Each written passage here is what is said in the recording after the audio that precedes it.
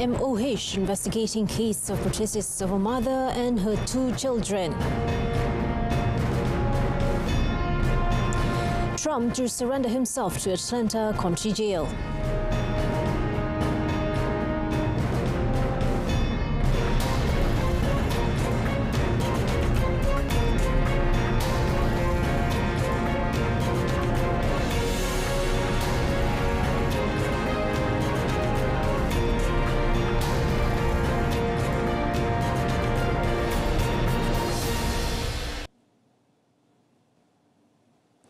Good afternoon and Salam Malaysia Madani. I'm Nur Zamri and this is Updates at Noon. The Ministry of Health MOH is investigating the cause of participants also known as whooping cough infection between a mother and her 2 children in Kampung Bahagia, Rompin, Pahang. Health Minister Dr. Zaliha Mustafa said initial checks found the infection began from the mother, but further investigations are still underway. Dia sentiasa ada, dia endemik. Kes yang ada di Rompin itu hanyalah 3 kes dan dia dalam kawalan lah, insyaAllah. Meanwhile, Health Director General Datuk Dr. Muhammad Razzi Abu Hassan in a statement yesterday said the 3 patients had been given treatment and were in stable condition. He said as of now, no new cases have been detected in the area where the patients live. He said a total of 329 pertussis cases with 23 deaths had been reported nationwide as of 19 of August this year, which was a 52.8% decrease from the same period in 2019. Pertussis is a vaccine-preventable disease caused by the bacterium Bordetella pertussis, with germs spread through the air when a patient sneezes or coughs and infects the nose, mouth and throat. The typical symptoms of pertussis is a cough that lasts for 1 to 2 weeks, which could extend for up to 2 months. The Ministry of Health MOH and the Fire and Rescue Department, JVPM, an agency under the Local Government Development Ministry, KPKT, have entered into a strategic collaboration as a step to improve asset capacity and quality of service delivery. Present to witness the signing of a Memorandum of Understanding MOU on strategic cooperation in health and fire services were KPKT Minister Nga Kormeng and Health Minister Dr. Zaliha Mustafa. The MOU was signed between KPKT Secretary General Datuk Muhammad Nur Azman Taib and MOH Deputy Secretary General Finance Datuk Sri Nur Azman Ayub in Putrajaya. Ini adalah satu penjimatan yang besar dan dapat membawa manfaat kepada rakyat, dan selain daripada itu, oleh kerana kita sekarang pakai sumber dan juga kepakaran sedia ada antara kedua-dua kementerian, dari segi kecekapan, dari segi penjimatan masa, penjimatan kos, semua akan bakal dipertingkatkan. Kerjasama ini sebenarnya sangat berkesan dari sudut pengurusan peruntukan kewangan yang telah diberikan kepada kedua-dua kementerian, dan ia menjadikan sekaligus pengurusan yang lebih cekap untuk mendapatkan hasil yang maksimum dan optimum bagi kesejahteraan dan kepentingan rakyat. Through the collaboration, the Advanced First Responder Training Basic course was conducted by the MOH to train fire personnel until they are certified to join the Emergency Medical Rescue Services EMRS team. A man and a woman were seriously injured when strong waves ripped the bottom of a boat they were in off the waters of Pulau Tinggi in Mersing yesterday morning. Mersing Police Chief Superintendent Abdul Razak Abdullah Sani said a 29-year-old man hurt his back while the woman, 34, sustained injuries on her legs. In a statement, he said 8 other passengers on board suffered only minor injuries. The 9 a.m. incident involved a group of 10 comprising 4 men, including 2 crew and 6 women.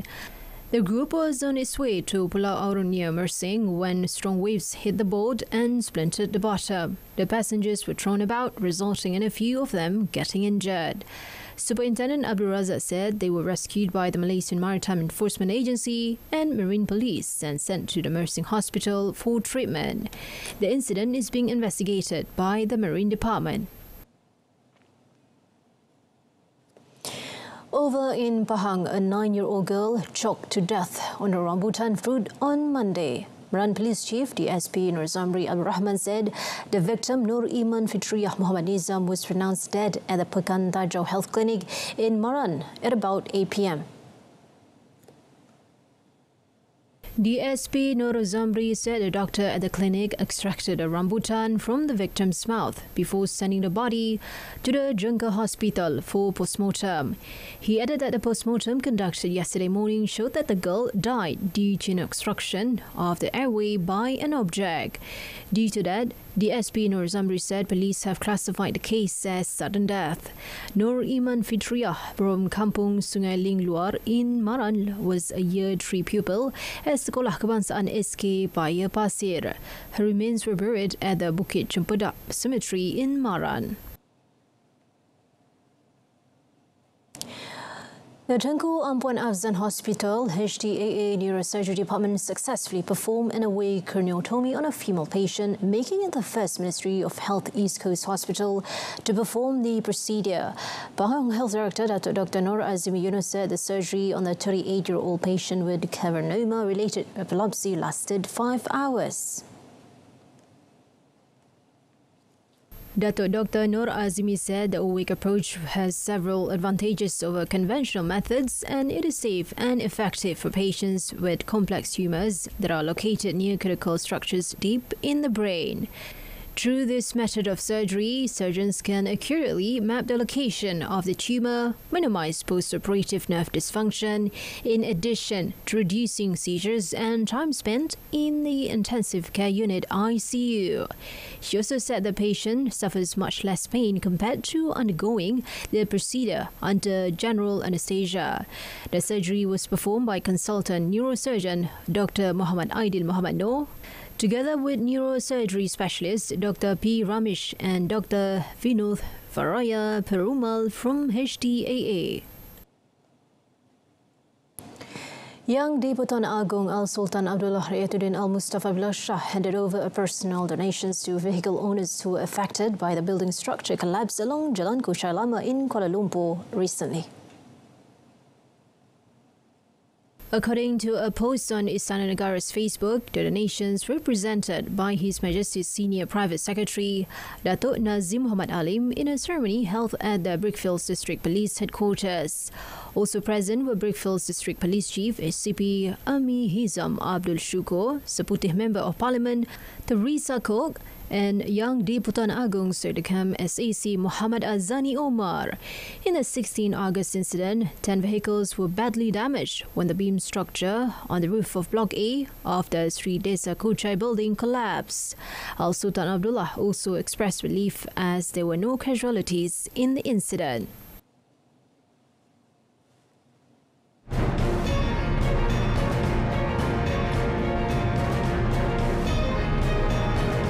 On the foreign front, 10-year-old boy killed in a case of mistaken identity. Stay tuned.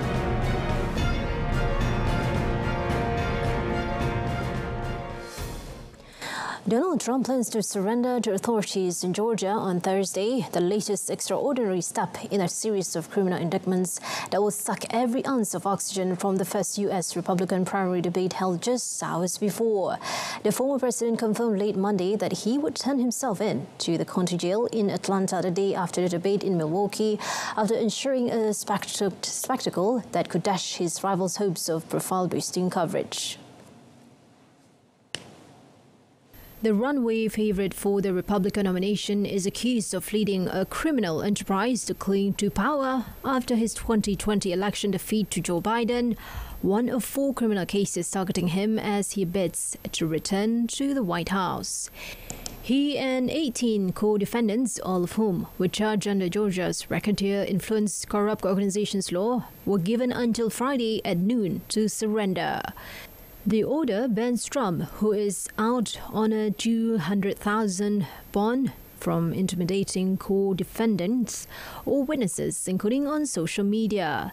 The former president, long prized as a draw for a TV audience, had already announced on Sunday that he would be a no-show at the Republican presidential debates despite entreaties from party leadership and Fox News executives.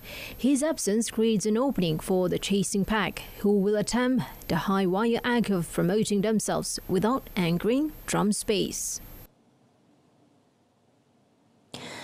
China on Tuesday threw its weight behind plans to expand the loosely defined BRICS club of large emerging economies, which is seeking to assert its political and economic clout on the global stage. The BRICS nations of Brazil, Russia, India, China and South Africa, which represent a quarter of the global economy, are meeting for 3 days. Interest in joining the group has surged. In a speech read on his behalf by his Commerce Minister Wang Wentao at the start of the BRICS summit in South Africa, President Xi Jinping said hegemonism is not in China's DNA. He said the talks taking place in Johannesburg will not aim at asking countries to take sides or creating bloc confrontation, rather to expand the architect of peace and development. China is the BRICS' most powerful economy, and Xi's state visit to South Africa, just his second international trip this year, comes as Beijing pushes to rapidly expand the group's membership. Indian Prime Minister Narendra Modi and Brazil's President Luiz Inácio Lula da Silva are also at the talks, where some 50 other leaders have been invited. Representing 40% of the world's population and democratic and authoritarian states at varying levels of economic growth, the BRICS nations share a common desire for a global order they see as better reflecting their interests and rising clout. A 10-year-old boy has been shot dead in suspected drugs-related violence in the southern French town of Nîmes. The boy was travelling in a car with his uncle through the derived Perseverance area of the city when they were targeted at around 11:30 p.m. local time on Monday. Local prosecutor Cecile Janzak said the victim's family was absolutely not associated in any way, neither before nor currently, in acts of a criminal nature. Police are working on the assumption of mistaken identity, with the vehicle driven by the boy's uncle resembling a car used in a separate drive-by shooting at the weekend. The gunmen, who are believed to be 4, are on the run. A series of violent incidents in regional towns in southern France, usually related to the drugs trade, have led to increased fears about crime and promises of new police resources from the French government. The southern port city of Marseille, around 100 kilometers from Nîmes, remains a key entry point for drugs into Europe and has suffered decades of violent crime between rival criminal networks as a result. Since the start of the year, 37 people have died in the gang war, already 6 more than in all of 2022. Military helicopters and zipline experts on Tuesday rescued 8 people, including 6 schoolboys, trapped for hours in a stricken cable car high above a remote Pakistan valley. The 6 children had been on their way to school when the chairlift broke down at around 7 a.m. local time midway through its journey. Residents used Morse loudspeakers to alert neighborhood officials of the emergency, and hundreds of people gathered on both sides of the ravine. Several military helicopters had earlier in the day flown sorties, and airmen was lowered by an honors to deliver food, water and medicine. The daring rescue began with a helicopter plucking 2 children to safety after almost 12 hours in the air as daylight faded, but the chopper was forced back to base in the dark. Then rescuers used a cable keeping the gondola from plunging into the valley as a zipline to rescue the rest of those stranded late into Tuesday night. Bilal Faizi, an official with Pakistan's emergency service, said the 2 adults were the last to be brought to safety. Caretaker Prime Minister Anwar ul-Haq Kakar posted on X social media instructing all chairlifts in mountainous areas to be inspected, and for those that are not safe to be immediately closed. In 2017, 10 people were killed when a chairlift cable broke, sending passengers plunging into a ravine in a mountain hamlet near the capital, Islamabad. At least 16 people have been killed and 36 more injured following a bus crash Tuesday on central Mexico, Cuerno-Palan-Oaxaca highway. The bus they were traveling in is believed to have collided with a trailer truck on the highway near the border between the states of Oaxaca and Puebla in the early hours of the morning. 9 of the injured were Venezuelans who had appointments on the CBP app to apply for asylum at the US border. The reason for the collision is unknown, but the prosecutor's office has said they will conduct an expert-led investigation to uncover what events unfolded that led up to the crash and determine if anyone should be held liable. Mexico's INM Immigration Institute said in a statement that they will provide a support system to return the body of the deceased to Venezuela. In July, 5 Honduran migrants were killed and another 18 injured when the van they were riding in crashed on a road on Mexico's southern Gulf Coast. Migrants frequently use trucks and buses to travel through Mexico to reach the US border.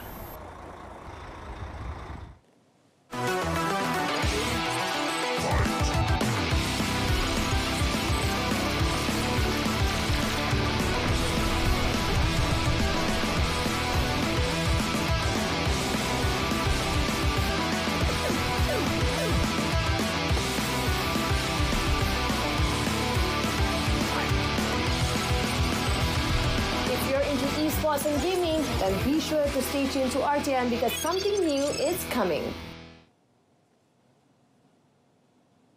Welcome back. Turkey on Tuesday suspended northbound shipping traffic along the Dardanelles Strait as a precaution because of a rapidly spreading forest fire near the tourist town of Kanakkale. Agriculture and Forestry Minister Ibrahim Yumakli said the blaze prompted the evacuation of 6 villages on Turkey's northwestern coast. Televised images showed clouds of thick smoke rolling over the edge of Kanakkale. Local television said the fire was approaching a local hospital and university campus. The emergency response service closed a local highway as a precaution and dispatched 10 planes and 26 helicopters to help douse the flames. The Dardanelles Strait links to Aegean Sea with the Sea of Marmara and is a popular tourist destination because it is also the site of the ancient ruins of Troy. Turkey's Transport Ministry did not explain its decision to keep southbound traffic along the strait open. The ministry said tugboats have been alerted in case a possible response is needed should the fire reach the seaside. Turkey has been trying to modernize its emergency response service after being grappling by hugely destructive fires along its southern and western coast in 2021. The flames scorched more than 200,000 hectares of forest and claimed at least 9 lives. At least 3 people were killed from flooding in the central southern region of Chile as of Tuesday, while thousands others have been evacuated or left homeless from dangerous rains flooding isolated communities. President Gabriel Boric declared a state of catastrophe on Monday while visiting one of the worst affected areas, some 250 kilometers south of the capital, Santiago. In late June, surrounding areas had experienced some of the heaviest rainfall in 3 decades. It was exacerbated by the El Niño weather pattern that has led to rainier winters and springs in the central southern part of Chile, as well as warmer temperatures. Forecasters expect more rain to fall across the mountainous area, which authorities warn increases the risk of flooding and landslides. According to the Chilean Disaster Agency, more than 26,000 people remain cut off from basic services and almost 34,000 have been evacuated. Some 38,000 are without electricity in the affected area that is home to rural farming communities. Boric asked Chileans to comply with the evacuation orders given how much of the region is at risk of rivers bursting their banks. The Peruvian Ubinas volcano registered 2 explosions on Monday, leaving nearby towns covered in ashes after over a month of no reported activity.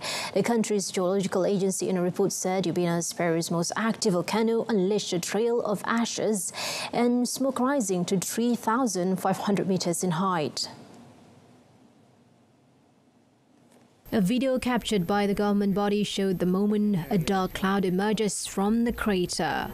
Four explosions early in July prompted authorities to issue an orange alert and 60-day state of emergency due to rise of magma, thermal anomalies and ash emissions.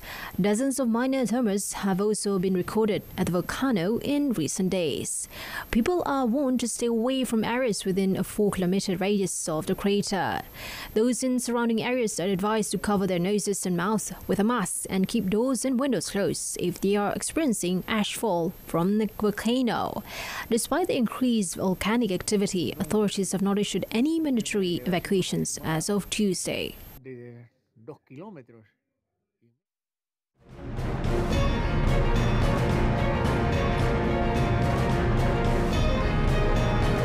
Up next, Harimau Muda march on to AFF Cup Under-23 semi-finals. That and more in our sports segment.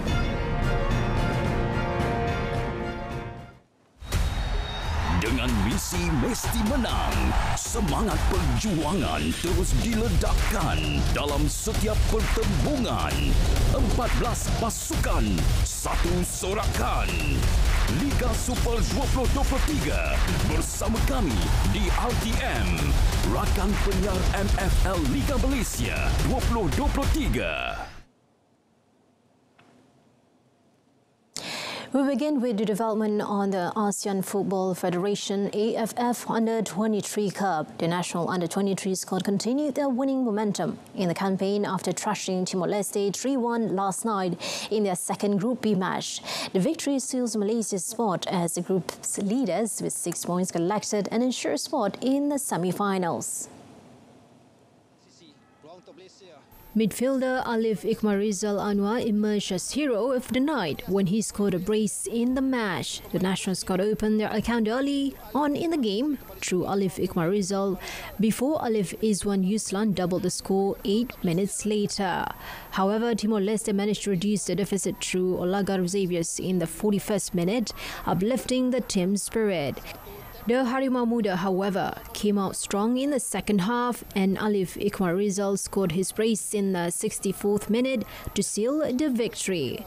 They are next scheduled to take on Group C champions Vietnam in the semi-finals this Thursday. Another semi-final clash will see Group A champions Thailand take on Indonesia as the best runners-up. Meanwhile, in Super League, Moses Arteta's extra-time goal ensured Kedah Darul Aman KDA FC went home with all 3 points in their pockets in a match against Penang FC. The visitors started off on the right foot, taking the lead in the 7th minute through Muhammad Fazrul Danel Muhammad Nizam. Stunned by the goal, the Black Panthers upped the ante and reaped the reward in the 31st minute when Lebanese import striker Sonny Saad found the target, much to the delight of home fans at the stadium. Rafael Vitor's headed goal in the 67th minute could have put the home side ahead, but it was disallowed by referees as Logaswaran after finding that Vitor had full Boyan Chigar when making the header. Penang suffered another setback when Muhammad Adib Abdul Rauf was shown a red card in the 76th minute for fouling Manuel Hidalgo, while the final blow was dealt when Nigerian midfielder Moses scored the winner for the San Canary in injury time. The victory sees KDA, who are in the third with 43 points after 20 matches, close the gap with second place Selangor FC, who have a 3-point advantage after playing 21 matches, while Penang remain in 10th place with 19 points from 20 matches. Manchester City have reached an agreement with Liga side Rennes to sign winger Jeremy Doku, with the deal reported to be worth about £55.4 million. It was also reported that the Belgian international is set to travel to Manchester today to complete a medical check. The 21-year-old joined Rennes in October 2020 from Belgium's Anderlecht, making more than 90 appearances for the French side in all competitions and scoring 12 goals. Doku scored for Rennes in their opening league game against Metz earlier this month. He has 16 caps for Belgium and made his debut in 2020. He was called up to the squad for the World Cup in Qatar last year, making one appearance off the bench before Belgium were eliminated in the group stage. Pep Guardiola's City are looking to boost their attacking options after the departure of Algerian forward Riyad Mahrez, with Ogos signing bolstering the league champions' ranks as they chase a fourth successive title. City are second in the Premier League standings with 6 points from 2 games. They will next face the newly promoted Sheffield United on Sunday. Meanwhile, Manchester City manager Pep Guardiola will miss his side's Premier League clashes against Sheffield United and Fulham after undergoing back surgery. Guardiola's assistant, Juanma Lillo, will take charge of the team in his absence. City, in a statement, said that the Manchester City boss has been suffering with severe back pain for some time lately and flew out to Barcelona for emergency surgery. It added that the surgery was a success and Pep will now undergo recovery and rehabilitation process in Barcelona. He is expected to return after the forthcoming international break. City have started their season with back-to-back Premier League wins against Burnley and Newcastle United, as well as victory in the UEFA Super Cup against Sevilla. They travelled to promoted Sheffield United on Saturday before hosting Fulham on the 2nd of September. In athletics, Kenya's Faith Kipyegon won a historic third world 1,500 metres gold on Tuesday. Kipyegon produced an imperious front-running performance to add to her 2017 and 2022 titles. The double Olympic champion led from gun to tape in a magisterial display of running. She kicked at the bell for the final lap to outstrip a loaded field to win in 3 minutes 54.87 seconds. Ethiopian Diribi Waltiji took silver in 3.55.69 seconds, with Dutch runner Stefan Hassan rounding out the podium with a time of 3.56 seconds. It was another remarkable result for the irrepressible Kipyegon in a stunning season in which she has set 3 world records. Kipyegon is hailed as the world's best ever runner over 1,500 metre, and it is easy to see why, as she remains unbeaten of the distance since June 2021. The bronze for Hassan kept a brave comeback after a dramatic fall metres away from the finish of the 10,000 metre, which disrupted her bid for a treble. Kipyegon and Hassan will again face off in the 5,000 metre on Saturday.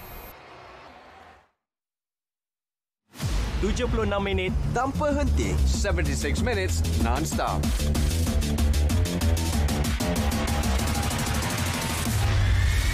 Transparent and concise. Paparan komprehensif, ringkas dan padat. Saksikan Kanta 744, 7.44 malam. Berita perdana 8 malam. Malaysia Tonight, 8:30 p.m.